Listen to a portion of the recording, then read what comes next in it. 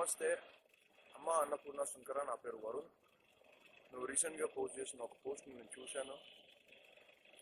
చూసి రియాక్ట్ అవ్వాలి కాబట్టి రియాక్ట్ అవుతున్నాను. పోస్ట్ చేసావు కదా, మరి రియాక్షన్ కూడా వినాలి. వినకపోతే ఎలా? ఈ రియాక్షన్ నీ గురించే. నేను యూజువల్గా దేవుణ్ణి నమ్మనమ్మా. ఒకవేళ నమ్మాల్సి వస్తే సినిమా థియేటరే దేవాలయం, సినిమా వాళ్ళే దేవుళ్ళు.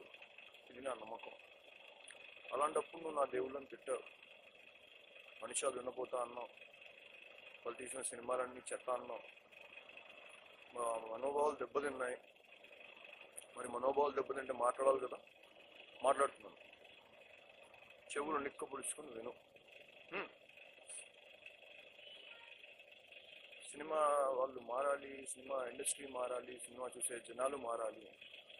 ఏ రకంగా మారాలమ్మా చెప్తావా? క్లారిటీ ఉందా? చాలా మాట్లాడు పురాణాల గురించి, ఇతిహాసాల గురించి. ఒక 40 ఏళ్ళ హీరో 60 ఏళ్ళ కమీడియన్ని కొట్టడం గురించి.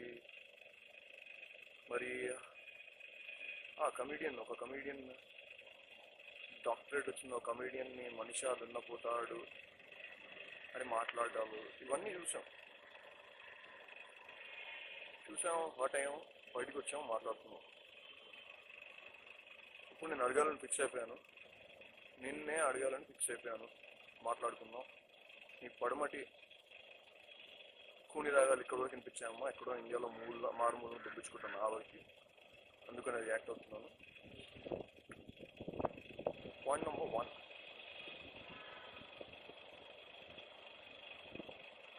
సినిమా.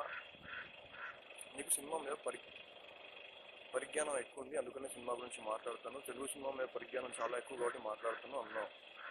సరే, మీ పరిజ్ఞానం ప్రకారం ఏమన్నావమ్మా? జంధ్యాల గారు ఎంత మంచి కామెడీ తీస్తారండి, ఎవరిని హర్ట్ చేయరు, ఎంత నీట్గా తీస్తారు సినిమా. ఒప్పుకుంటాను, జంధ్యాల గారు చాలా నీట్గా తీస్తారు, ఎవరి మనోభావాలు దెబ్బతిండకుండా సినిమా తీస్తారన్న ఫీలింగ్లో నువ్వు ఉన్నావు. మరి ఆహన పల్లెంటాలో అరగుండెదవా అంటే తప్పులేదా? మొగడి బట్టతల గురించి మాట్లాడొచ్చా? అది రేసిజం కాదా ఏంటి? అదొక అవిటితనం లాంటిది కాదా? దాని గురించి కమెంట్లు ఇచ్చేయొచ్చా ఏంటి? అది తప్పని నేను అన్నా.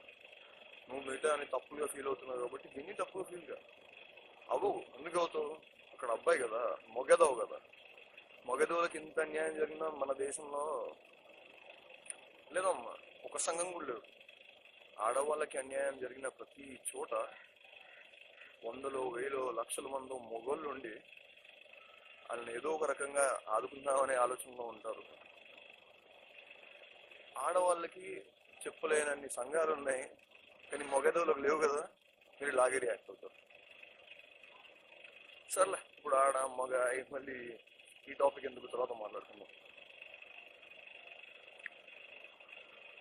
రాజమౌళి గారు ఫస్ట్ సినిమా నుంచి ఇప్పటి వరకు అన్ని సినిమాల్లో ఆడవాళ్ళని అవమానిస్తూనే ఉన్నారు. సినిమాలు తీస్తున్నారు, అయినా సక్సెస్ ఎలా వస్తుంది? ఈ ఫస్ట్ క్వశ్చన్. అవమానం. Every human being in the society is a replica of the co-human beings. And it's not been created, it's been taken from existence. So that itself states that సమాజంలో జరిగే మంచిని చూపెట్టాలంటే చెడుని ఎంతో కొంత చూపెట్టాలి, లేకపోతే తెలియదు. ఎలా తెలుస్తుంది ఏది చెడు ఏది మంచు? సినిమా గురించి నీ పరిజ్ఞానం చాలా ఎక్కువ కదా. మంచిని చూపెట్టాలంటే ఇది చెడు అని చెప్పకపోతే ఎలా తెలుస్తుంది? రామాయణం, మహాభారతం, పురాణాలు, ఇతిహాసాల గురించి కూడా మాట్లాడు. అంటే ద్రౌపది చీర లాగేందుకు మహాభారత యుద్ధం జరిగిందా? మాకు తెలీదే. ఒక ఆడదానికి అన్యాయం జరిగితే ఇంతమంది మొగదోళ్ళు, అర్జునుడు, భీముడు, ఇంకా చాలా మంది వగేరా వచ్చి తనేసుకున్నారు, గుద్దేసుకున్నారు, ప్రాణాలు పోగొట్టుకున్నారు. మరి ద్రౌపదికి ఏమైందమ్మా? తను ఎలా ఉంది? తన యోగక్షేమాలు ఎలా ఉన్నాయి అనుకున్నావా? ఆడవాళ్ళకి అన్యాయాలు జరిగిపోతున్నాయి. జరుగుతాయమ్మా, జరుగుతాయి. ప్రపంచం చాలా జరుగుతాయి, ఒప్పుకుంటాను. ఆడవాళ్ళంటే గౌరవం నాకు ఉంది. బాహుబలి సినిమాల్లో అలా ఆడిన బయట ప్రవర్తిస్తే ఊరుకోం. చేతులు పట్టుకొని ఊరుకోం, ఎలా రియాక్ట్ అవ్వాలో అలా రియాక్ట్ అవుతాం. ఆ సినిమా క్లెవర్గా తీసిన ఒక సినిమాలో నీకు ఎక్కడ కాలగమనం ఉండదు, ఏ టైంలో సినిమా నడుస్తుందో తెలియదు. It is a clever making. It don't reveal the year where the movie has been made. కాలికేలో భాష ఉంటుంది కదా, భాష ఏంటో అర్థం కాదు, అయినా ఎంజాయ్ చేస్తాం. దాని అర్థం అక్కడ సరైన భాష కూడా లేని ఒక సమయం, అలాంటి టైంలో జరిగిన సినిమా. అందుకనే ఆ యుద్ధాలు, క్రూరత్వాలు అన్నీ ఉన్నాయి. ఈ శివుడు అనే క్యారెక్టర్కి నచ్చిన అమ్మాయిని ఎలా పోట్రే చేసుకోవాలో, ఎలా చూసుకోవాలో తెలిసి తను ఒక ఆడదానిగా ఉండట్లేదు, బతకట్లేదు అని చెప్పి తన రియాక్షన్ తను ఇచ్చి తను ఎలా చూపించుకోవాలో తను చూపించుకున్నాడు. అది రేపు అలా ఉంటుందా? దాన్ని రేపు అంటారా? Rape is never a joke. Don't make it fun. Don't make fun of a rape and come on. చాలా అన్యాయాలు జరుగుతున్నాయి. చైల్డ్ అబ్యూస్ జరుగుతుంది, కరప్షన్ ఉంది, డర్టీ పాలిటిక్స్ ఉన్నాయి ఇండియాలో, సెక్స్ ట్రాఫికింగ్ ఉంది. ఇన్ని ఇష్యూస్ ఉన్నప్పుడు ఓన్లీ అమ్మాయిలకి అన్యాయం జరుగుతుంది అన్నట్టు మాట్లాడితే మన సెన్సార్ చాలా గొప్పదమ్మా, చాలా గొప్పది. అసలే రెస్ట్రిక్షన్స్, బీభత్సమైన రెస్ట్రిక్షన్స్. అదే బాహుబలి అనే సినిమాలో బలాల దేవుడి క్యారెక్టర్ ఇంట్రడక్షన్ టైంలో సినిమాకి వచ్చిన ప్రతి ఏదోకి తెలుసు ఇది సినిమారా, నిజం కాదు అని. అలాంటప్పుడు బలాల దేవుడి ఎంట్రీ అప్పుడు కింద విఎఫ్ఎక్స్ అని చెప్పి చూపించి ఆ బుల్తో ఫైట్ చేస్తే అది నిజంగా బుల్ అని చెప్పి ఆస్వాదిద్దాం అనే టైంలో ఇది బుల్ కాదురా ఎదవా, ఇది విఎఫ్ఎక్స్, నవ్వుకో అన్నట్టుంది. అది మన సెన్సార్. నిజంగా అలాంటి బుల్స్ ఉన్నాయా? నిజంగా అలాంటి బుల్స్తో మంచి పోరాడతాడా? లేదు కదా. మరి అలాంటప్పుడు అక్కడ విఎఫ్ఎక్స్ వేయాల్సిన అవసరం ఏంటి?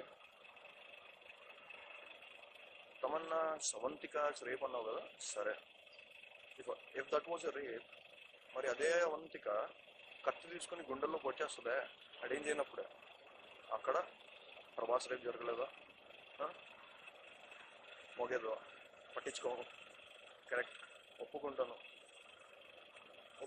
నీ ఎడమ చేతికి కొత్త రింగ్ ఉందని, నీ జుట్టు బాగుందని, నువ్వు షో ఆఫ్ చేద్దాం అనుకున్నావని, ఏదెలా ఉన్నా కానీ నీ సిన్సియారిటీ నాకు నచ్చింది. నువ్వు అప్రోచ్ అయిన విధానం బాగుంది, కానీ మాట్లాడిన పదజాలం బాగాలేదు. ఒక పేరుగాంచిన ఒక కమీడియన్ పెద్ద ఆడియో రిలీజుల్లో ఇష్టం వచ్చినట్టు కారుపూతలు కూర్చాడు, ఒప్పుకుంటాను, తప్పు. మరి 12 నిమిషాల నిడివి కూడా లేని నీ వీడియోలో నువ్వే సెల్ఫ్ కంట్రోల్ తప్పితే, నువ్వే తప్పు చేస్తావు, వేరే వాళ్ళని తప్పు చేయొద్దు అని మాట్లాడే మాటలు, ఇలాంటి వాళ్ళు ఉన్నారు కాబట్టి ఇలాంటి ఇంకా జరుగుతున్నాయి. కరెక్టే కదా. మరి నువ్వు మాట్లాడకూడదు కదా, అవతల వాళ్ళు తప్పు మాట్లాడుతున్నారు అని మాట్లాడినప్పుడు నువ్వు తప్పు మాట్లాడకూడదు. అది కరెక్టే కాదు. సరే, అయిపోయింది. అత్తారింటికి దారేది అనే సినిమాలో 40 ఏళ్ళ పవన్ కళ్యాణ్ 60 ఏళ్ళ ఎంఎస్ నారాయణని కొడతాడు, తిడతాడు అన్నారు. సరే, యాక్చువల్లీ అది సినిమా అమ్మా. అక్కడ పవన్ కళ్యాణ్ లేడు, అక్కడ ఎంఎస్ నారాయణ లేడు. అక్కడ ఒక బలిసిన ఒక ఇండస్ట్రియలిస్ట్, చాలా ఆస్తున్న ఒక ఇండస్ట్రియలిస్ట్ ఉన్నాడు, అతని అసిస్టెంట్ ఉన్నాడు. ఎలా రియాక్ట్ అవ్వాలో అలా రియాక్ట్ అయ్యాడు. అది సినిమా చూసి జనాలు నేర్చుకుంటున్నారా? ఎంతమంది అవతార్ చూసి స్పేస్కి వెళ్ళారు, ఎంతమంది మగధీర చూసి 100 మందిని నరికారు.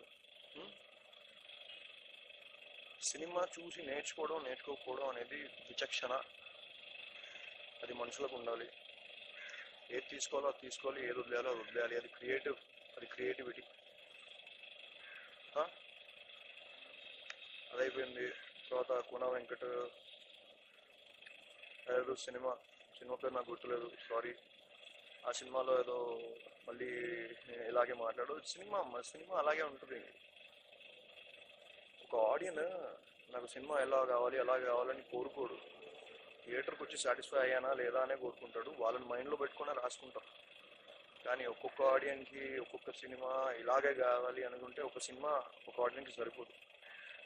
ఇలాంటి వాళ్ళకి ఒక్కొక్క ఆడియన్కి ఒక్కొక్క సినిమా ఒక్కొక్క రోజు ఒక్కొక్క సెకండ్ తీస్తూ పోవాలి. సరే, ఇవన్నీ అయిపోయి I need a change, I want a change, change is a change, I want to see the change, I want to see the freaking change అన్నావు కదా. If you need some change, I'll give you. Want see the change, first you be the change. నాకు తెలుసు నేను మాట్లాడాను, ఎక్కడ తప్పు మాట్లాడినట్టు నాకు తెలియట్లేదు. నువ్వు తప్పుగా ఫీల్ అవుతే నీకు నువ్వే నా తప్పు నువ్వు సారీ చెప్పుకో. నేను పండుగల్ని కూడా నమ్మను. రాబోయేది రక్షా బంధన్ పండుగ రాబోతుందని విన్నాను. ఈ వీడియో నేను నీకు అన్నయ్యలాగా, నా చెల్లిలాగా ఫీల్ అయ్యి నీకు ఇస్తున్న గిఫ్ట్ అనుకోమ్మా. Long live cinema. Thank you.